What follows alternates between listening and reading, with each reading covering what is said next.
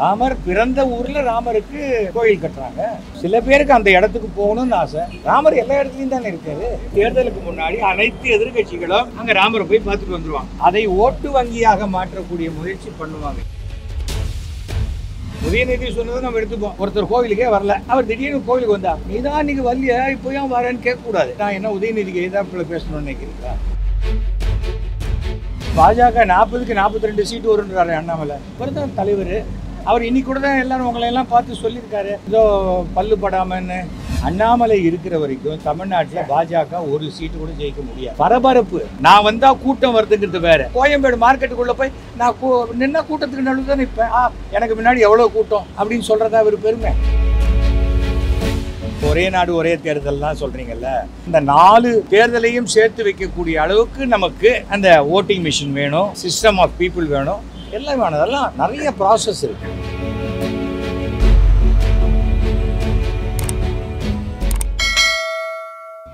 North இந்தியாவில் தேர்தலுக்கு முன்னாடி அனைத்து எதிர்கட்சிகளும் அங்கே ராமரை போய் பார்த்துட்டு வந்துருவாங்க. எனக்கு இது அரசியல், அதனால தான் நான் அன்னைக்கு வரல, எனக்கு இன்விடேஷன் வரல, அதனால தான் வரல, 1000 காரணத்தை சொல்லி எனக்கும் ராமர் ரொம்ப ஃப்ரெண்ட் தான், எங்கள் வீட்லேயும் ராமர் படம் இருக்குன்னு சொல்லி அதை ஓட்டு வங்கியாக மாற்றக்கூடிய முயற்சி பண்ணுவாங்க.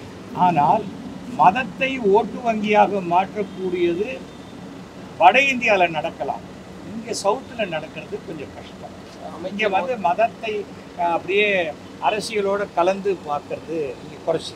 ஆனால் அமைச்சர் உதயநிதி ஸ்டாலின் சொல்லும்போது நாங்கள் ராமர் கோவிலுக்கு எதிர்ப்பெல்லாம் கிடையாது, எந்த மதத்துக்கும் நாங்கள் எதிர்ப்பு கிடையாது, பெரியார் தான் சொல்லியிருக்காரு.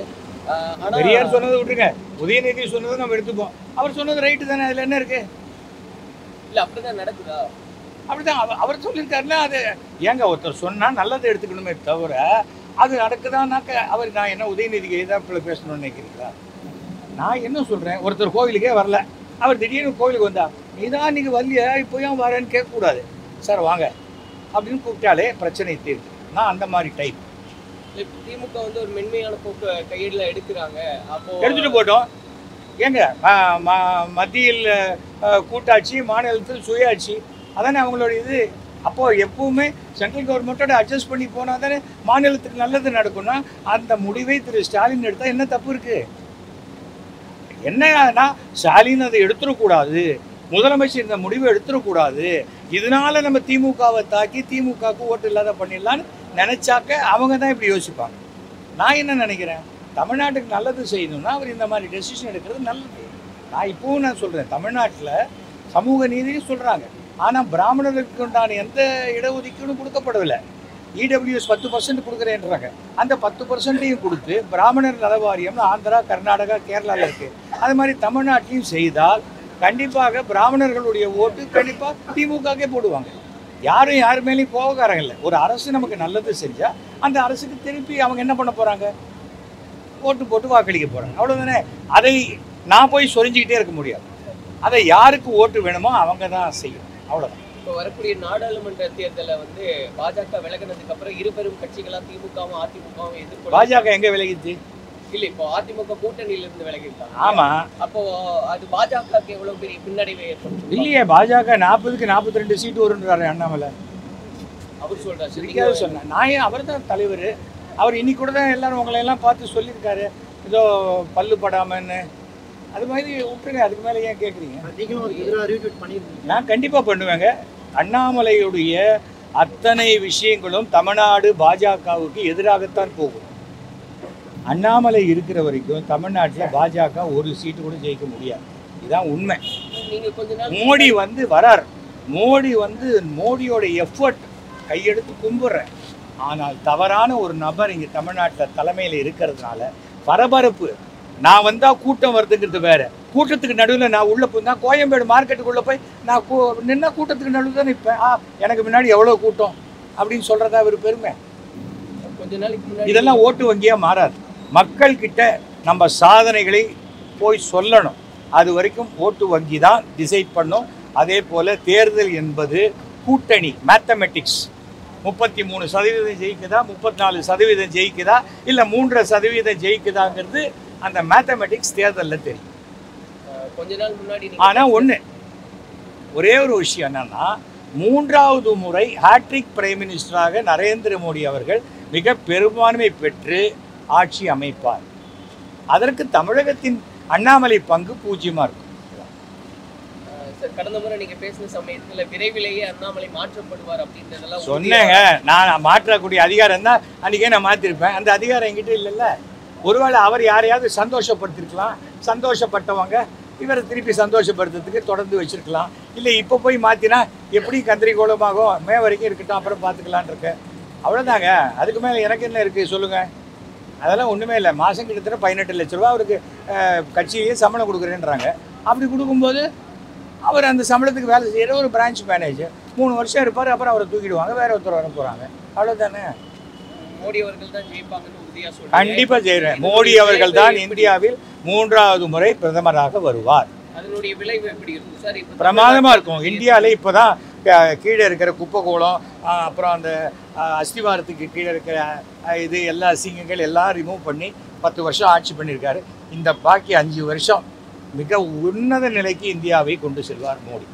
இந்த முறை அவர் ஜெயிச்சிட்டாருன்னா யாராலையும் அவர் ஜெயிக்கிறார் இல்லை ஜெயிக்கிறார் இல்லை. திருமாவளவன் அவர்கள்லாம் பேசும்போது இதுக்கப்புறம் அப்படி யாராலையுமே காப்பாற்ற முடியாது, இனி தேர்தலே நடக்காது அப்படின்ற மாதிரி எல்லாம் பேசும். அதெல்லாம் 1000 சொல்லலாம் சார். இந்த ஒரே நாடு ஒரே தேர்தல்லாம் சொல்கிறீங்கல்ல, அதெல்லாம் வந்து தடார்னு பண்ணுற விஷயம் இல்லை. அது செயல்முறைக்கு வரணுன்னா கூட அதுக்கு 5 வருஷம் 10 வருஷம் ஆகும். ஒரு நல்ல விஷயம் தானே. ஒரு தேர்தலில் இத்தனை லட்சம் கோடி ரூபாய் செலவாகுது. அதை 4 தேர்தலாக வச்சா அதுக்கு பதிலாக ஒரு தேர்தலாக வச்சா குறையும்னு நினைக்கிறது ஒரு நல்ல விஷயந்தான். ஆனால் அதற்கு ஏற்ப அந்த 4 தேர்தலையும் சேர்த்து வைக்கக்கூடிய அளவுக்கு நமக்கு அந்த ஓட்டிங் மிஷின் வேணும், சிஸ்டம் ஆஃப் பீப்புள் வேணும், எல்லாம் வேணும். அதெல்லாம் நிறைய ப்ராசஸ் இருக்குது. என்ன கூப்பிடலைங்க, எனக்கெல்லாம் கூப்பிடல. தவிர அப்படி போனால் எங்கள் வீட்டுக்கு பக்கத்துலேயே மசூதி தெருலேயே நல்ல ராமர் இருக்கார், அங்கே பார்த்துட்டு போகிறேன். ராமர் பிறந்த ஊரில் ராமருக்கு கோயில் கட்டுறாங்க. ராமர் எல்லா இடத்துலையும் தானே இருக்காரு. அவ்வளோதான். ராமருங்கிறது அங்கே இருக்கார். நான் கண்ணை மூடிக்கிட்டு ப்ரே பண்ணால் அங்கே இருக்கிற ராமர் எனக்கு ப்ளஸ் பண்ண போகிறார். சில பேருக்கு அந்த இடத்துக்கு போகணும்னு ஆசை. நான் தமிழ்நாட்டிலே இன்னும் பார்க்காத கோயில்கள் எத்தனையோ இருக்குது. அப்படி இருக்கும்போது நம்ம என்ன பண்ணணும்? அதனால் கூப்பிட்றாங்க கூப்பிடலைங்கிறதெல்லாம் இல்லை. ராமா அப்படிங்கிற வார்த்தையை சொன்னால் அனைத்து தெய்வங்களும் அங்கே வந்து ப்ரெசென்ட் ஆகுங்கிறது மகா பெரியவர் சொல்லியிருக்காங்க. அவ்வளோதான். அதுக்கு மேலே ஒன்று எல்லா வீடுகளையும் விளக்கு ஏற்றுங்க, 12-20 வழிபாடு நடத்துங்க அப்படின்ற அதை எப்படி கேட்குறவங்க கேட்க போகிறாங்க சார், கேட்காதவங்க இல்லை. கார்த்திகை மாதத்தன்னைக்கு விளக்கு ஏற்றுன்றாங்க, எல்லாருமே விளக்கு ஏற்றுறாங்க. விளக்கு ஏற்றுறது இல்லை. நமக்கு உள்ளுக்கு போடவே மேட்ருக்கு இப்போ துட்டு இல்லை, நான் எதுக்கு விளக்கு ஏற்றணும்னு டாஸ்மார்க் போய் நிற்க தான் செய்வான். தவிர வந்து இது ஒரு கம்பல்சரியா நீங்கள் யாராவது விளக்கு ஏற்றலைன்னா உங்கள் ரேஷன் கார்டை பிடிங்கிடுவேன், நீங்கள் ஓட்டு போட முடியாதுன்னு சொல்லியிருக்காரு. அப்படிலாம் ஒன்றும் சொல்லலையே. நம்பிக்கை இருக்கிறவங்க செய்ய போகிறாங்க, நம்பிக்கை இல்லாதவங்க விமர்சனம் பண்ணிட்டு போகிறாங்க. அவ்வளோதானே. இந்த ராமர் கோயில் கட்டினது இந்து மக்களுடைய வெற்றி கிடையாது, பாஜக ஆர்எஸ்எஸ் வெற்றி அப்படின்னு காங்கிரஸ் கட்சி சொல்றாங்க. ராமர் கோயில் கட்டினது எந்த கடவுளுமே மனிதர்கள் யாரும் அந்த கடவுளுக்கு கோயில் கட்டுறதில்லை. கடவுளுக்கு தேவைப்படும் போது அவர் மனிதர்கள் வழியாக கோயில்களை கட்டிக்கொள்கிறார்கள். இதுதான் என்னுடைய கான்செப்ட். அவ்வளோதான். நான் கட்டினேன் நீ கட்டினேன்னு யாருமே சொல்ல முடியாது. கோவில் 1000 வருஷம் இருக்கும், கட்டினம் 1000 வருஷம் இருக்க போகிறாங்களான்னு இருக்க மாட்டாங்கல்ல. அப்புறம் அந்த கோவில் தான் பேசும். கோவிலில் போகிறவங்க இது யார் கட்டினாங்கப்பா அப்படின்னு நான் கேட்குறாங்க. இத்தனை பிரிட்ஜில் எத்தனை பேர் போகிறாங்க, இது யார் ஓப்பன் பண்ண பிரிட்ஜுன்னு கேட்குறாங்களா? இல்லையே. பிரிட்ஜு நல்லா இருக்குப்பா, போயிட்டு தானே இருக்காங்க. அவ்வளோதான். கோவிலில் போனால் அவன் சாமியை பார்ப்பான், அவன் கஷ்டத்தை சொல்லுவான், அவன் பாட்டுக்கு பிரசாதத்தை வாங்கிட்டு வர போகிறான். அவ்வளோதான். நன்றி, வணக்கம், ஜெய்ஹிந்த்.